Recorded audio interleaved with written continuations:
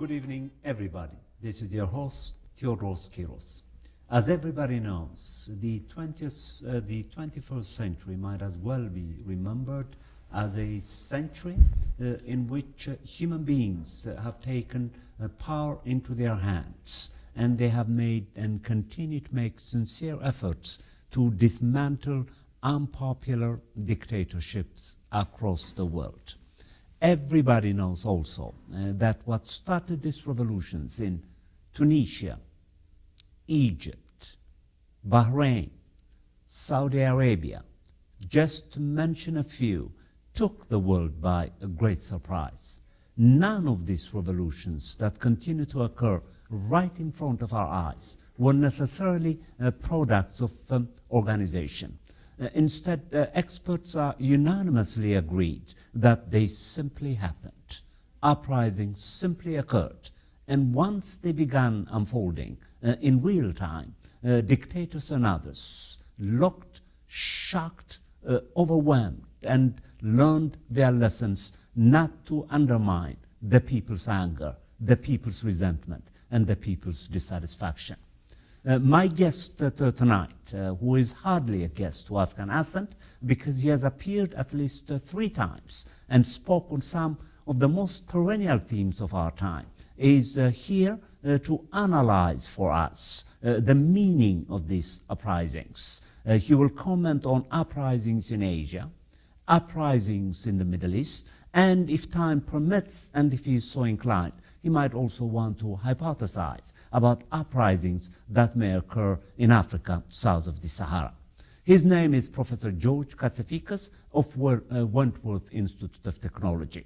He is the author of famous works such as The Subversion of Politics, The Imagination of the New Left, and Asia's Unknown Uprisings. In fact, it's ironic that long before the world became engulfed by the use and overuse of the term uprisings, George Katsiaficas, whom many consider the leading expert on social movements, modern social movements, have already used uprisings and made it part and parcel of his third and most important book, which is hitting the market in the form of 2 volumes. Afghan Ascent is honored to bring George Katsiaficas for the 3rd time. Welcome to Afghan Ascent. Thank you, Tedros. So what I thought we should do, George, is begin and talk about eros. What does the term eros mean? It is such a lexicon that you, I believe only you, after Herbert Marcuse, of which you were a student, used, and it becomes one of these organizing principles for the idea of thinking about social movements as you theorize and write about them. Let's talk about eros then, and then perhaps we could also talk about the eros effect. But first, let's decouple them. Let's begin and talk about eros. What is eros? Well, eros referred to the Greek god of love. And as you know, the Romans renamed many of the Greek gods so that Zeus became Jupiter.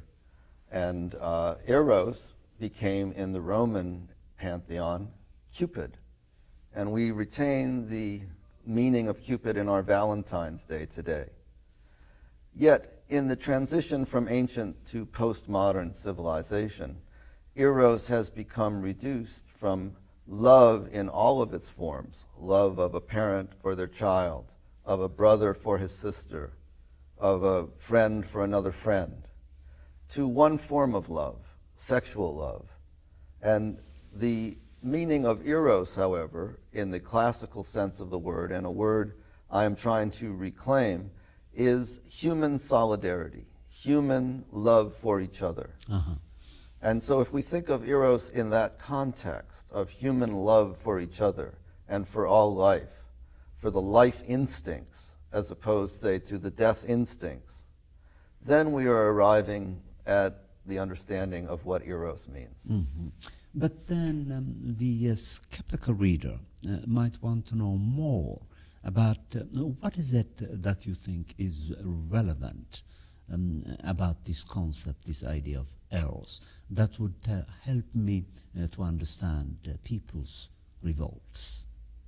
Well, let's take a recent example that I believe your viewers would be familiar with, and that would be what you mentioned, the revolts that have happened in the Arab world. Now, why did the suicide of a vegetable vendor in rural Tunisia, a man who was all but forgotten in history, who had no job that he could, lay claim to, who was a graduate, had an engineering degree, yet committed suicide after his scale was taken by the police and he was beaten by the police, all of a sudden leads to an uprising that overthrows two governments within a matter of a few weeks? How does that phenomenon take place? This is a very important question because, in my view, this type of catching on of revolts and revolutions is going to increasingly appear in history, not decreasingly. The point is, what happened was his friends posted his suicide on Facebook. Al Jazeera picked it up, broadcast the news, and very soon there were protests in urban Tunisia that overthrew the government, which then was picked up in neighboring Egypt, and very soon in Egypt they overthrew Mubarak. How was it in Egypt, now if we look at what happened in Egypt, that the Muslim Brotherhood worked with very young Facebook page holders who were anything but members of the conservative Muslim Brotherhood? What I'm trying to say here is that the bonds of human beings, their love for each other and for freedom, played paramount roles here.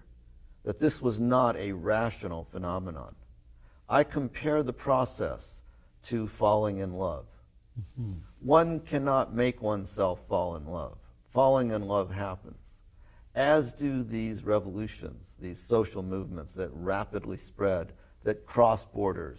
It's the idea that human solidarity with each other, the human bonds, the love of freedom, is such a powerful force. In fact, is one of the most important forces, one of the most important natural resources on this planet is human love. Mm-hmm, mm-hmm.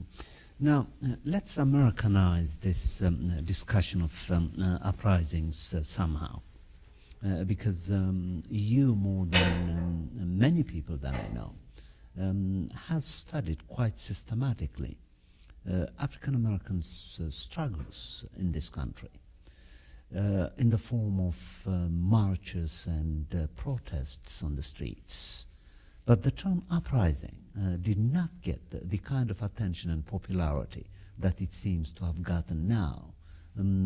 Although long before the idea of uprisings begins to become a part and parcel of social movements in the Arab world and beyond, and Asia. We'll talk about this momentarily. African Americans were quite familiar with this, but the term was not used in this particular way. My imagination is just running a bit wild. Why not? What is so peculiar about uprisings now? When similar struggles have taken place in the past, for example, among African Americans. If you look at past types of uprising, very often they were organized by small conspiratorial groups and involved armed insurrections. What's different about the kind of uprisings that have happened in 1968, in the 1980s and 90s in Asia, in 1989 in Eastern Europe, and today in the Arab world, is that they're the popular occupation of public space, not with weapons, but with love for each other, the flooding of public space with human bodies, the idea being that the power of the people power